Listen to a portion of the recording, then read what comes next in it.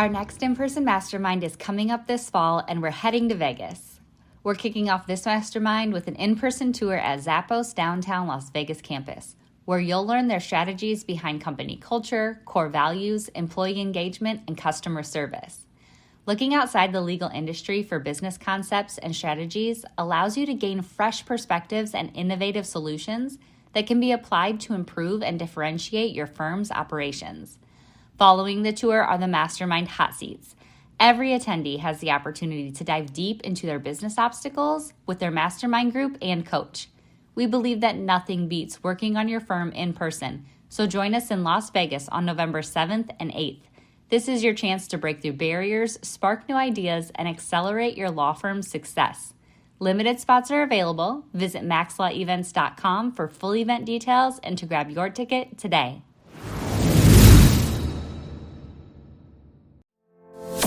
Run your law firm the right way.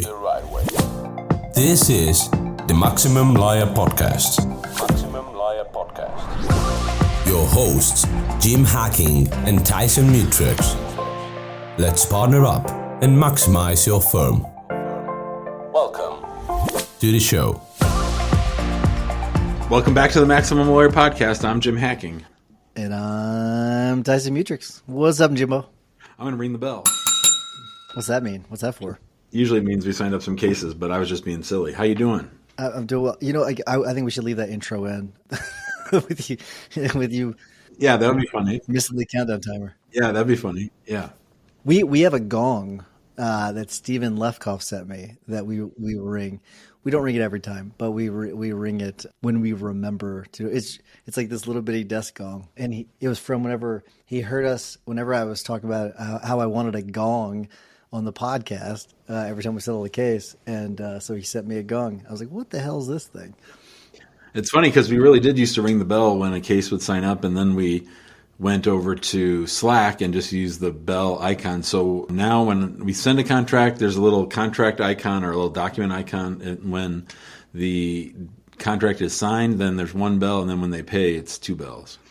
First Max Law Con, actually, I think the first two Max Law Cons. Remember, we had the bell emoji that we would do. Yeah, that's how we knew someone had signed up. Yeah. Yeah, so we were monitoring it every time a new person, ding, we'd like another one, and sometimes be like, "Well, we did two bells." No, we had two people sign up. Like, it was cool. Yeah. Well, now it's all automated, so Kelsey has it all rigged up. So no, I did notice. I complimented you. You're looking good. Like, and you said, I said, you've been working. You said, no, I'm not. I've just been. I don't know what you said, but you said I was working out. I said I was exercising. I've just been on exercising. That's working. Not lifting weights though. Well, what have you been doing? Just hitting the treadmill. Although I am this close. So when you go to the gym, do you have like a spot you go to? Like I have one treadmill that I consider mine, right? It's not really mine. I have a trainer that takes me where I'm supposed to go, so I just follow them around. Okay. So I have this one treadmill that I always use, and it's right by the yoga station. So I'm just trying to inch closer to taking a yoga class in there because literally I'm done on the treadmill at 5:45, and that's when class starts. So I could just ease right in there, but I'm sort of self-conscious. Have you ever been to one, ever? I've never been to a yoga class. I can tell you the first couple times I ever went to one, I was extremely uncomfortable, but most people are very welcoming. And so it is because I'm sure they get a lot of weirdos that come in and like just, look at women or whatever. But right. For the most part, like, I'm sure people like realize that you're in there to actually learn. And if you get the right, I think yogi, they call them, then they'll be very patient. They'll be like, okay, no, you put your leg here or whatever. And I'm guessing they probably have a really good teacher. So no, I will tell you, I feel way better after doing yoga than maybe any other exercise. It's really awesome. It's such a good feeling. Well, I was down. So, I went to the Dean Jackson's thing about a year ago, one of his masterminds, and sitting next to me was a guy named Nels, who's from Utah. His main business is like charter schools out west, but he wants to start a YouTube channel for yoga.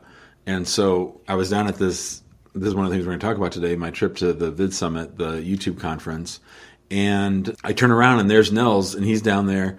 He had just signed up for Daryl Eve's channel Jumpstart, and he's going to start a YouTube channel about yoga. So I said, well, if you start the channel, then I'll go to a class. And so that was the deal we cut with each other. Nice. Yeah. I'm curious why you've not hired a trainer yet. Oh, I don't know. Yeah, I can tell you I could mess around with the gym, but I just didn't, I didn't grow up in the gym and like go to the gym all the time. So, I mean, we had baseball and we didn't have football at our school. So we had a gym, but it wasn't like, it was a big emphasis because we were baseball players. And it was, I mean, I can just tell you like them teaching you like different techniques and like your arms this way and you need to move it that way. And you see how that's you get much more of a burn out of that. And you can just make so much more progress. So I don't know. I know that you're not, but I will tell you, dude, and I bet you'd get jacked quick. I bet you could when's the last time you actually lifted? Dude, you would get jacked so quick because you would have all this gain at the very beginning, and a lot of times where the gain is like where you start to kind of hit this stall is later on. But a lot of people that just start out, you get a lot of muscle built right at the very beginning. And my concern, the reason why I did it is because you start to lose a ton of muscle after 50, and I want to build up as much as possible before I hit 50 so that I'm good to go, because you need it in later years. But anyways, let's talk about videos. I'm sure people don't want to talk about going to the gym because I wanted to ask you about. It's funny you didn't really want to talk about it much, but I want to ask you about VidCon or Vid Summit. I think VidCon's better. They should call it VidCon. You just like cons. There is a VidCon. VidCon's a totally different thing. VidCon is a thing where all the big YouTubers come and meet with their fans, but Vid Summit is put on by Daryl Eves. Daryl Eves is sort of a YouTube doctor. He comes in and helps you fix your channel. I took his course 2 years ago, and it really helped me grow the channel. And most importantly, it's what sort of launched me into a lot more live video for my Immigration Answers show. It was great. It was in Dallas for 3 days. I went with our old friend Patrick from the old Infusionsoft user group, and it was great to see him and his partner. They're doing a golf channel. YouTube's cool. They actually sent YouTube higher ups to talk about content, and I know that people probably think that I talk about YouTube too much or that I've relied too much on YouTube, but obviously YouTube's been very, very good to me and to our firm. But the biggest takeaway, some of the surprising things were YouTube is now having more play time than Netflix. More people are watching YouTube than Netflix, which surprised me. And more people than ever, like 30% of people watching YouTube are doing it on their big screen TV at home and not on their phone or that number keeps growing. So more and more people are watching content for their house. And I know that true because there's people who will call me from their live show and you can sometimes see where they're watching, or they'll show where they're watching, and they're watching on their television, which just boggles my mind. Yeah. I mean, we talked about that on one of the morning shows where like I outside on our deck, I have a TV and I watch YouTube all the time. And I think Amy thinks I'm crazy that I do it. So not everybody is adopting it, but there definitely are the people like me that I do. I think it's, I watch it way more than probably any other. I watch it more than Netflix. I definitely do. And for a variety of reasons, because I have the premium version so I can listen to it and stuff too. But and you mentioned the thing about, people watching YouTube more than Netflix, because I'd interviewed Jeff Hampton last week and he talked a little bit about that too. We may get into some of that too, but because I've got the list of people. So Mr. Beast, did he speak? No, Mr. Beast did not speak. He bailed out at the last minute. So that was sort of a disappointment. People were, I think, a little disappointed, but there's just so many. The best presenter was this lady named Hope Scope, who I never heard of. And she's built a whole lifestyle channel and it's got a big following all through YouTube. I can't figure YouTube audiences out because I think, you know how you said you watch a lot more YouTube than Amy? I think some people are more inclined to YouTube, and I think that part of it is they are searching more for a show or information than people. I think like Netflix or Hulu, it's a little bit more passive. It's a little bit more other people are planning for you to consume their content as opposed to them going out and trying to find an answer to a question. I still think YouTube's greatest thing is either because something happened and you want to see a short clip of it, or you want to get an answer to a question. Yeah, so I'm pulling up my search history inside of YouTube, and it is I'm searching for topics. Like I'm searching for answers on things, which is so that I think you're right. Like if I were to pull up, like I haven't pulled up TikTok in a long time.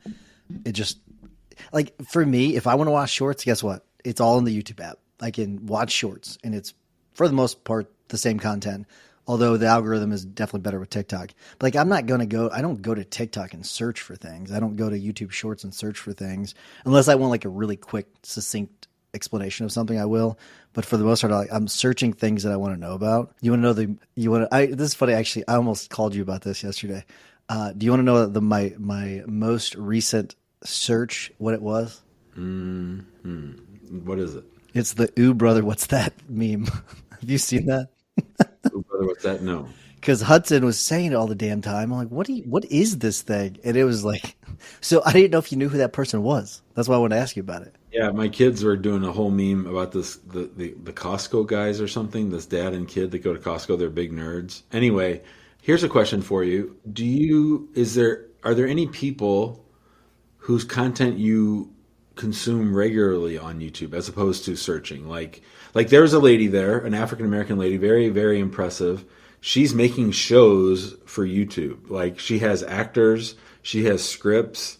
I think she's putting out like 4 half-hour episodes of shows a week, and people are that's the stuff that people really like to watch. Like, just seeing me talk about immigration, I don't think that really does it. But Ken used to talk about this stuff, like actual content created for the platform. And that's what, YouTube's just salivating about that, because they just want people to get in the routine of using YouTube.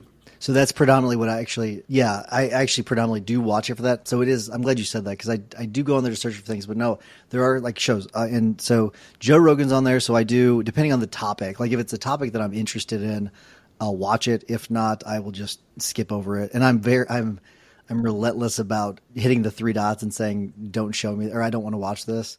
You can do it because I want to. You're trying to train the algorithm. Exactly.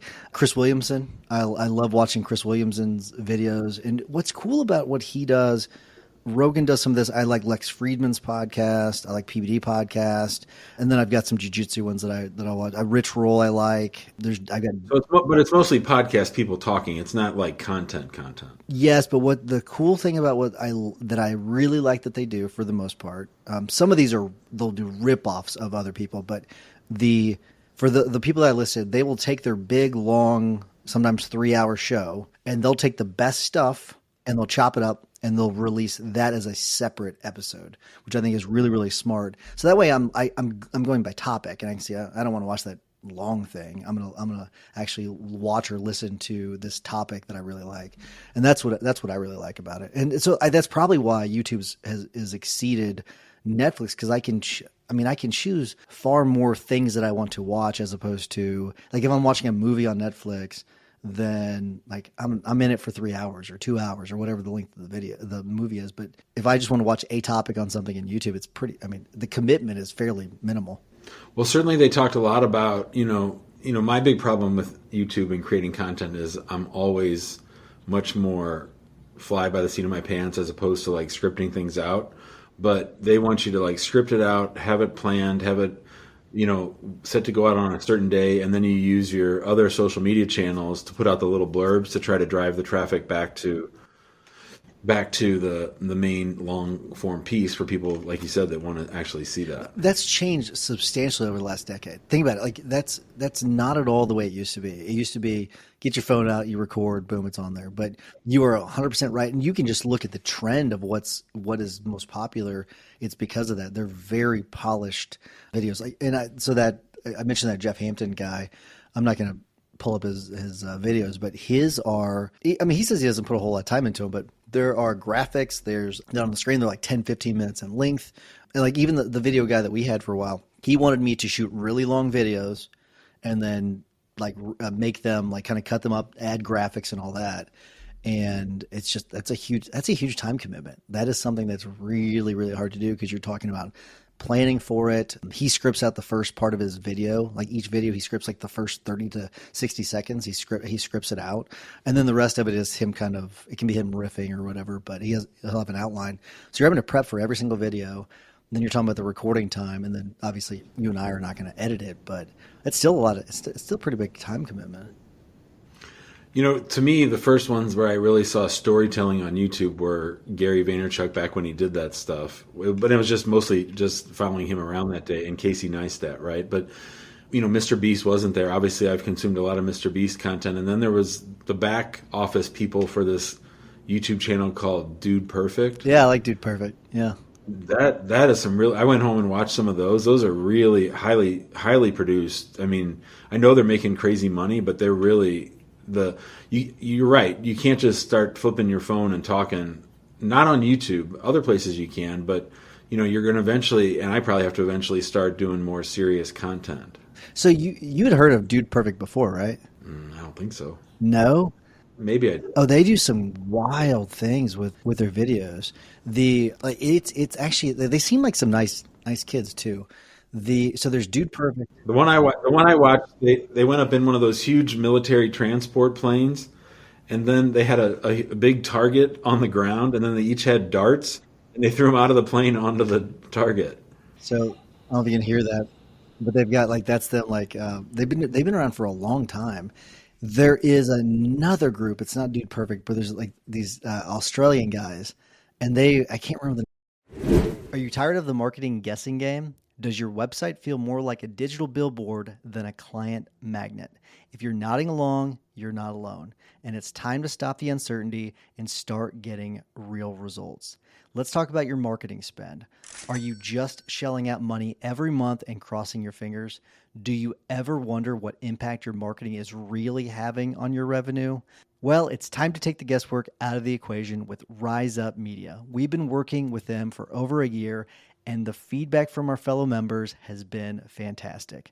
Rise Up Media is here to take your marketing to the next level. They'll even perform a full audit of your online presence, giving you the good, the bad, and even let you in on what your competition is up to that you're missing out on. And the best part, there's no obligation, no catch, no pressure.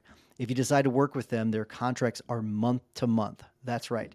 No long-term commitments tying you down. So what are you waiting for? To learn more about how Rise Up Media can transform your firms, visit riseupmedia.com/MaxLaw, and Rise is spelled with a Z. riseupmedia.com/MaxLaw. Name of them. Have you heard of them before? I'm gonna search on YouTube Australian Dude Perfect and see if I can. So the thing about Dude Perfect, because Jackson, he used to like Dude Perfect quite a bit. He was like, "Do you think that's real?" That was the thing about Dude Perfect, is a lot of the videos people would claim that they were fake. The other one is it's How Ridiculous is the other one, and they have 22.5 million subscribers. But How Ridiculous will go, and they'll do this. Here's an example of something they'll do. All right, so they'll put a car down at the bottom of this big dam. Okay, and so the dam is hundreds of feet up in the air, and they're like, okay, you got to throw this football and hit the car, or this watermelon and hit the car. And they do introduce a little bit of element of science into it as well, because sometimes you have to spin it to make sure it doesn't spin out too far. It is really interesting, some of the stuff that they do, because you'd think that you just take this watermelon, throw it straight down, but you could miss your target by 500 feet if you just barely nudge it in the wrong direction. It's interesting stuff. One of the things that really stood out to me at the conference was there was a guy who owns a convenience store, and he has over 100,000 followers. A little Indian American. Is this a shoplifter one? No, I don't think he's a shoplifter guy. Indian American guy. He just has a channel, and they just film about stuff that happens at the convenience store. There was a guy who has twice that many followers. I think I told you this on Saturday, and his channel is about used oil, used motor oil or something. And then another guy was all used furniture, and he has a huge following. I mean, there are people who are interested in this stuff, and YouTube allows them all to sort of gather in one place. It's crazy. That is a weird thing. Used motor oil. I can't imagine people who wants to watch things like that. That's just crazy to me. It makes a lot of sense why you didn't seem as hyped about Vid Summit after you said Mr. Beast didn't make it, because I'm sure that colored your opinion in a very strong way, in a negative fashion. Yeah. I was excited to hear him talk. I did. So Daryl Eves he's Mr. Beast's best friend. He really helped him. Mr. Beast wrote the intro to Daryl's book, and they're very, very tight. As I was walking in, so they had a pre-party for the people who had ever taken Daryl's course, and there were probably 500 people there. And Daryl called me up on stage. I was very, very surprised to talk about my channel. And he wanted me to tell that story about when those guys pulled over in New York and like wanted to take their picture and video with me.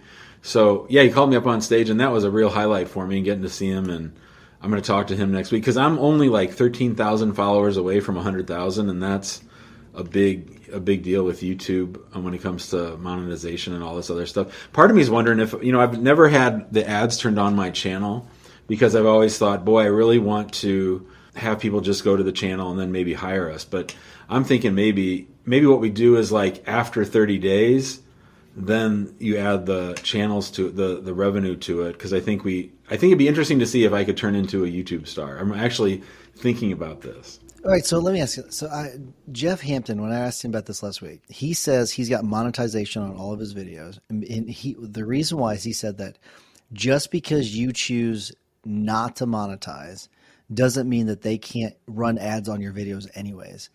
And it did get me thinking, because it does say monetization. It doesn't say ads, right? I think it says monetization. Yeah. So I wonder are they running ads? There is some kind of, I think, because I make $100 a month from YouTube. We put it back into YouTube ads, but I think that's from like the actual like Google ads on a YouTube thing. I still check my videos even in incognito, and our videos start right away. That's what I've always wanted. So I don't think that they're monetizing it without you. Okay, that's my main question, because that would be that'd be messed up if they did. But so I want to ask you about some of these. Before we kind of, I just want to say one other thing. Yeah. The biggest thing for me was actually the primary sponsor for the whole conference was this company called Spotter Studio, and I think I told you the other day. You did. Right now they have a platform for, the nice thing is if you're collaborating with other people, you can this would help with planning out your content and like when you're going to publish. And I told you that the AI will write your titles better. It wrote my titles better. It'll do, if you want to make thumbnails, or if you want to see how the story would be well received as a thumbnail so that you can recreate the thumbnail yourself, right? And then the description to put into the YouTube video itself, it rewrites all that stuff for you. So that was pretty cool. But the cool thing about that company that sort of shocked me was they work with the really big creators, and they will buy the rights or lease the rights to your back catalog, and they'll give you money up front.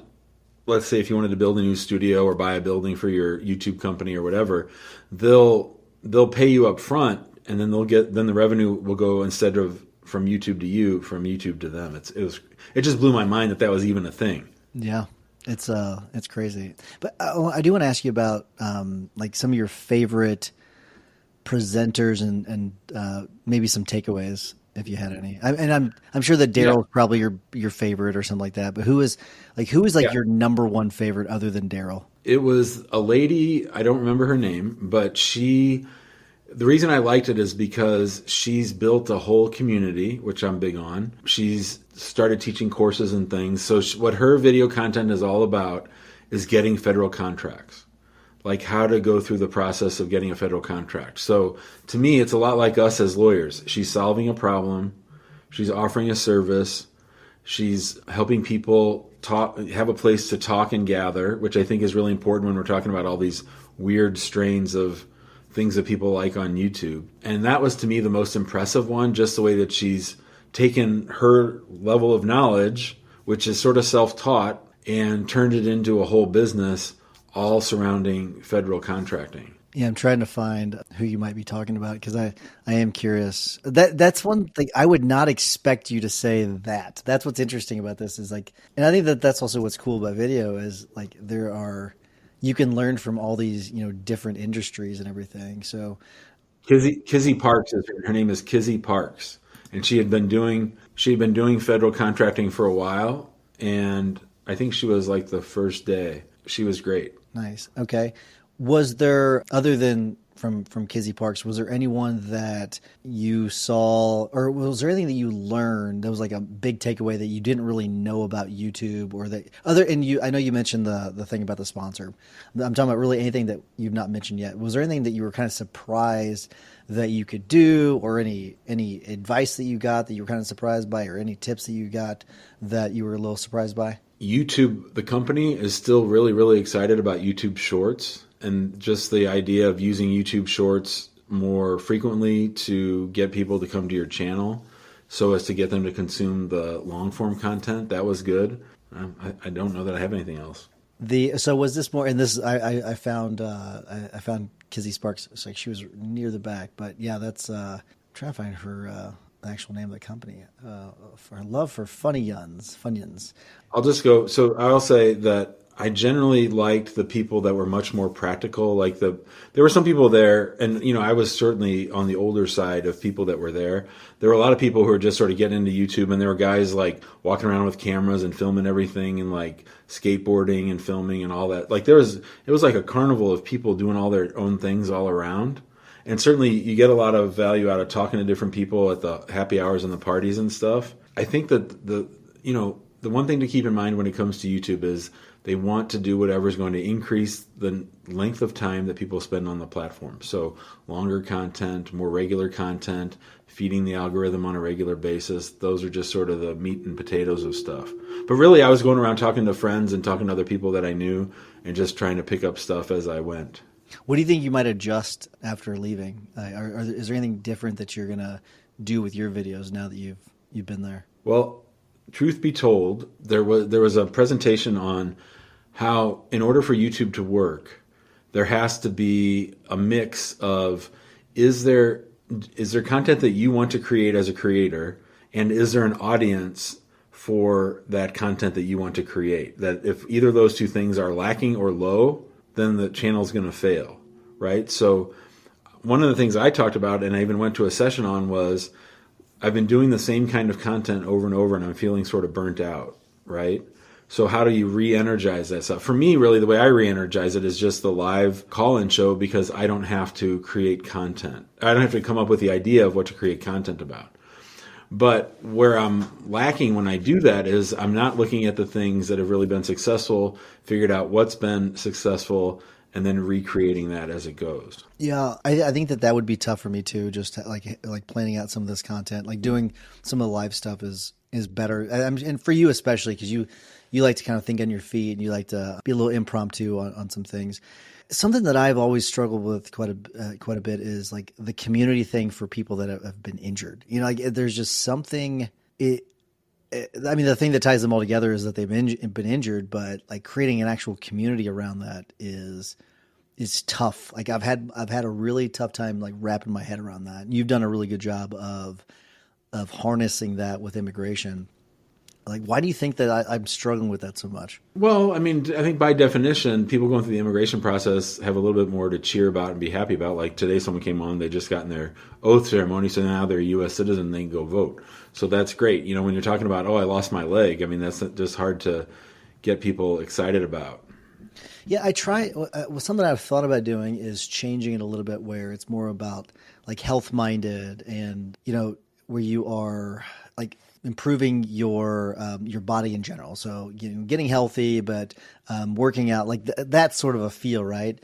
But I just don't know if that's something that people that are injured would navigate to, because it's like they're going through it. It sucks, and so that's what's it's kind of I've struggled with that. You are right. It is more like a like when people call us initially, they're really in bad shape for the most part. We're like they're in pain, they're on drugs, they're on medication or whatever, and so they don't have their vehicle, so they're in really bad shape, and so they're not in the best of mind, and so that is something that has made it more difficult. So it is more of a negative thing as opposed to a positive thing, like getting your U.S. citizenship. Although getting money obviously is great at the end, but at least the beginning of the representation, not so positive. I'm looking over my notes, and some of the things that stick out. Daryl says, when it comes to video, you want to plan, execute, then analyze how it does and adjust based on that. I talked about Kizzy Sparks already. One of the things that she was big on was coming up with an internal lingo for your community so that they have their own language. And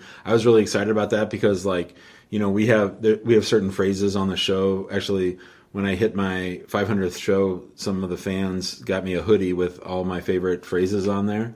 And there's lingo and shorthand that people use who really come to the show, and it helps build community. Talked about digital downloads, giving people some reason to contact you. That Hope Scope, she did a whole presentation. It was really good. It was her Eras tour modeled at. She had pictures of herself sort of with the different colors like Taylor Swift did. And then she talked about the growth of her channel and how even with 2,000 people, she was starting to make money. And her whole thing was like trying on clothes and comparing them and all that stuff. But the ideas and the creativity of how they come up with these ideas to like challenge things, and they're always looking for a hook. And I think that's the one thing I don't really do a good job of, is thinking what's the hook, because you can give people information, but if you want them to engage and to come back, you got to give them a reason to either reach out or to watch the next video or to be compelled by what it is that you're talking about. Yeah, with that, well, I'll ask you one more thing about that, because we had someone on last week that she presented to the guild, and she was talking about don't ever, and it was about TikTok, right? And she was talking about editing the videos and everything, but she said don't ever, and one of the big mistakes that attorneys make. Her name's Gianni Avalos, by the way. She's down in Texas, but it's at Single Mom Attorney. But she was talking about the big mistake attorneys make is they put at the end like, give me a call at yada, put the phone number, or they put the website link. Like,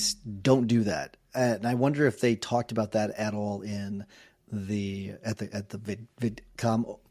Vid Summit, or is that something that you're like, it's all like everyone knows, don't do that? Yeah, no one talked about it. I definitely don't do it on short form videos. Video's too short to do that. I mean, every now and then, maybe every 30th video, I'll give them some kind of call to action to download some free PDF, but I would never like do my whole YouTube close with all the different ways to contact me. People can find you. Gotcha. Okay, cool. All right, we better wrap things up because we're over time and I'm late for a meeting. So we're going to wrap things up. Before I do, I want to remind everyone to join us in the Big Face group. We would love to have you. Search Maximum Lawyer on Facebook and you'll be able to find us pretty easily. And if you want to join us in the guild, we would love to have you. maxlawguild.com. We are going to be in Vegas in November, so we'd love to have you there. And then Scottsdale in January, and then Honolulu in April. So it's going to be cool. We'd love to have you, maxlawguild.com. And if you would, we would love for you to give us a 5-star review on Apple Podcasts or wherever you get your podcasts. Helps us spread the love to attorneys all over the world. So we would love to have you give us a review. Jimmy, what is your hack of the week?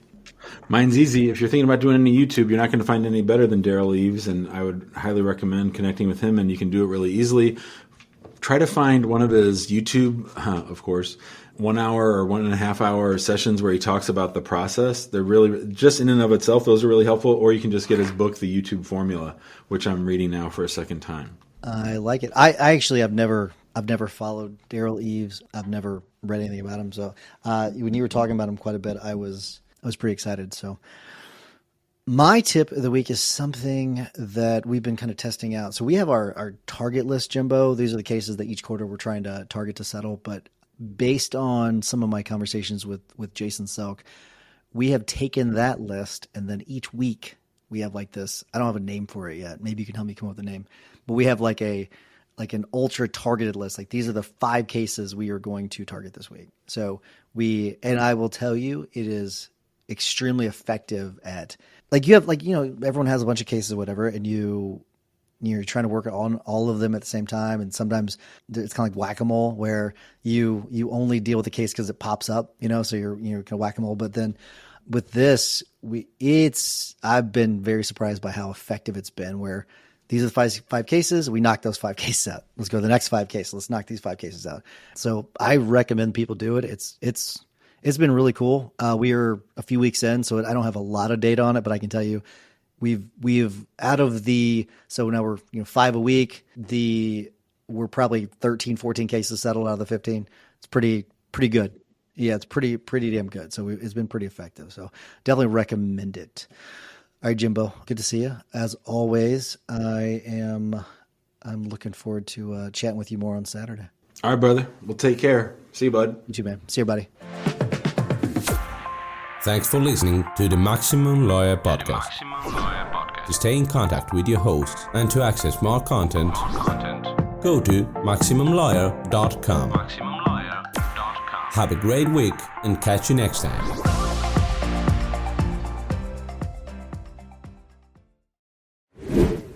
Hey, before you go, stick with me for just a minute because I have a discount that is exclusive to Maximum Lawyer podcast listeners only, and I want to make sure you know about it.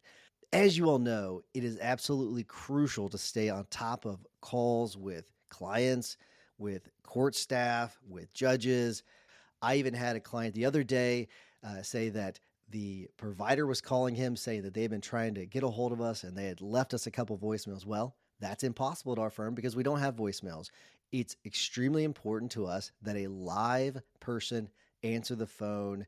And so we got rid of our voicemails a long time ago. That's where Lex Reception comes in.